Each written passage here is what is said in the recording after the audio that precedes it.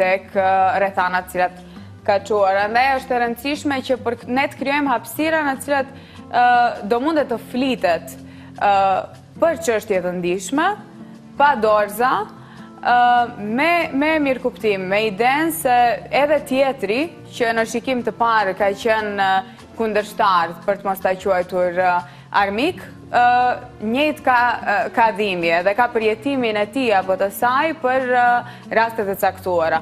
Ideja është që dallimet vetvetiu nuk janë problematike.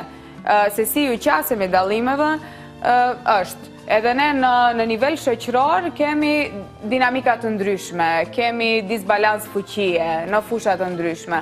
Kështu që fokusi i aktiviteteve shkollore është i ndryshëm në Zeflushmark, është i ndryshëm në Dibër, është i ndryshëm në Gostivar dhe është i ndryshëm në Veles. Ato kanë ca aktivitetet cilat janë të ngjashme. Ne organizojmë një sër trajnimesh në të cilat kryesisht fokusin sa ju përket pjesëmarrësve i kemi arsimtarët e shkollave të mesme. Ndonjëherë ndodh rastis të kyçim edhe arsimtarë shkollave fillore si formë pilot, po edhe edukator të qerdheve. Kështu që ato kanë mundësi kontakti, edhe punojmë shumë, edhe përkushtojmë shumë kohë, edhe energji për të bërë një njoftim personale dhe për të krijuar raporte personale, edhe për të ndërtuar besim. Nuk mund të bashkëpunosh me dikë, po që se nuk i beson. Kështu që varësisht edhe nga afinitetet e tyre, ato ndodh që të inicojnë vetë ide dhe ne sigurisht që bashkëpunimet të tilla mbështesim. Dua të ndalem edhe tek një pikë tjetër, në fakt ka diku një javë që doli edhe raporti i fundit i avokatit të popullit, që në esencë thekson atë brishtësinë e raportit të nxënësve, mësimdhënësve dhe prindërve. E sidomos ajo që theksohet më së shumti është anashkalimi i nxënësve në procesin e vendimarrjes. Madje edhe për shembull kështu të thjeshtë si organizimi i ekskurzioneve dhe organizime tjera të brendshme. Si është gjendja në shkollën tuaj? Në shkollën tonë mund të themi se gjendja është më mirë se në shkolla tjera, për arsye se edhe nxënësit janë të kyçur në procesin e vendimarrjes. Ato kanë organizatën e tyre të nxënësve, ku funksionon me rregull, kanë qasje në informatat të cilat vazhdimisht publikohen për nxënësit, kanë mundësi që të komunikojnë me këshillin pedagogjiko-psikologjik, do të thonë çdo herë kur kanë nevojë për pedagog dhe psikolog, ato do t'ju dalin në ndihmë dhe ne çdo herë si mësimdhënës mundohemi që t'ju dalim në ndihmë, pasi që ato janë e ardhmja jonë dhe nëse ne duam të kemi një të ardhme të shëndosh, ne patjetër që duam t'i mësojmë në parime dhe në punë të mira. Dhe pikërisht është edhe ky projekt që ne e kemi në vazhdimësi që 2 vite, që ne duam haftazit ju tregojmë fëmijëve tanë që janë nxënës në shkollat tona se çdo gjë mund të ketë një zgjidhje të padhunshme, vetëm se ne duhet të gjejmë një formë dhe një mënyrë se si të arrijmë. Dhe unë pajtohem plotësisht edhe me atë përfundimin e avokatit të popullit se ne duhet të ndryshojmë edhe shumë gjëra, sepse si shoqëri e re që jemi ne, si një shoqëri që me përfat keq tranzicioni vazhdon për këto 25 vite, ne duhet të bëjmë çmos që nxënësit, këtë kategori të popullsisë, të arrijmë ta edukojmë në një frymë evropiane, në një frymë që do të jetë kritike, së pariherë vetë kritike ndaj vetvetes, kritike ndaj nesh, si më të rritur, dhe edhe ne, nëse jemi ndonjëherë në gabim, pse mos të marrim shembuj të mirë edhe nga vetë ata. Në këtë projekt realisht kanë qenë të kyçur të gjithë nxënësit, do thotë që nga viti i parë deri në vitin e 4. Po, të gjithë nxënësit, sepse edhe struktura e profesorëve të cilët kemi qenë të kyçur në projektin është e tillë, duke marrë për plus kemi edhe pedagogun e shkollës i cili ka ndjek këto trajnime.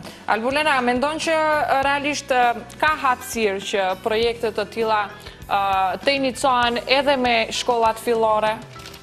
Ne shpresojmë. Me qëllim që edukimi të fillon dhe të jetë më i hershëm mbi këto tema të ndjeshme. Shpresojmë shumë.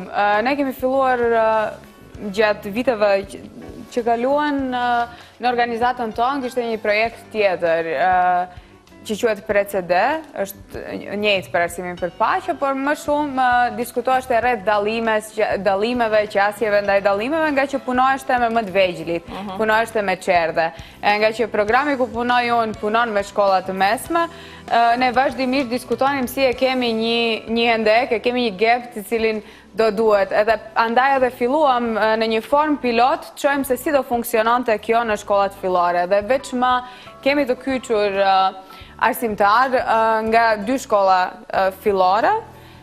Këtu nuk varet vetëm nga ne, është edhe çështje donatorësh e kështu me radhë, po ne me aq sa kemi mundësi përpiqemi që në kuadër të trajnimeve dhe mundësive që kemi të kyçim shkolla fillore. Dhe po që se funksionojmë të na shërbejnë si model që ja mundet edhe të reflektojmë bashkë, se jo domosdoshmërisht gjithçka që bëjmë është e mirë apo në rregull. Ne vazhdimisht reflektojmë së bashku me arsimtarët me të cilët bashkëpunojmë, edhe ato i kemi indikator bazë. Ne vazhdimisht bëjmë vlerësime dhe evaluime të ndryshme për punën që bëjmë dhe ju jemi shumë mirënjohës, nga që ato e dinë më së miri kontekstin cilin punojnë, i dinë nevojat e atij konteksti dhe e dinë se cilat aktivitete do ishin një lloj përgjigjeje për ato nevoja.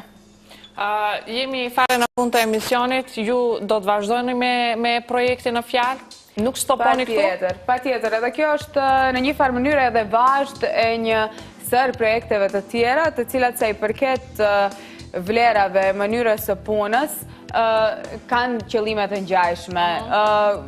Ky projekt do të vazhdojë deri në tani për tani të paktën, deri në fund të vitit 2018. Ne gjithsesi se do kërkojmë që të vazhdoj, po edhe po nuk vazhdoj në këtë formë të strukturuar, ne gjithsesi që do të punojmë në këtë drejtim, nga që nuk ekziston një gjë e tillë si procesi përfunduar, paqja u ndërtua, aq bravo.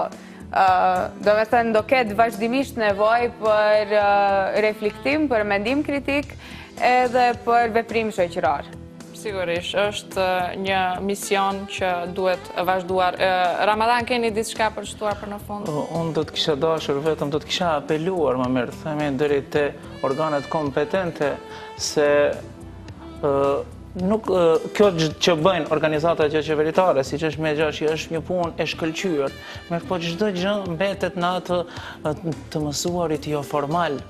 Dhe gjëja më e mirë do të ishte sikur kjo punë që e bëjnë organizatat jo qeveritare të ishte e institucionalizuar. Pra të ishte një punë formale që të gjendet në një formë e caktuar që të gjitha këto mësime ne t'i kemi qoftë në ndonjë lëndë të veçantë, arsim paqësor, apo në ndonjë formë tjetër, duke u kyçur në lëndët shoqërore apo në ndonjë pjesë tjetër. Sepse nëse kemi ne në një mësim në vazhdimsi, duke filluar nga qerdhet apo nga shkollat fillore dhe duke vazhduar deri në ato fazat më të rritura, unë besoj se nuk do ta kenim këtë gjendje. Gjendja jonë do të ishte shumë më e mirë. Dhe shpresoj se çdo gjë do të arrihet dhe do të përmirësohet në të mirë. Faleminderit që ishit pjesë e programit të pasdites dhe ju uroj suksese në rrugtimet tuaja. Faleminderit. Faleminderit juve. Me kaq të nderuar shikuese, përmbyllim për sot rubrikën e intervistës. Faleminderit që na ndoqët dhe shikim të këndshëm me programet në vazhdim.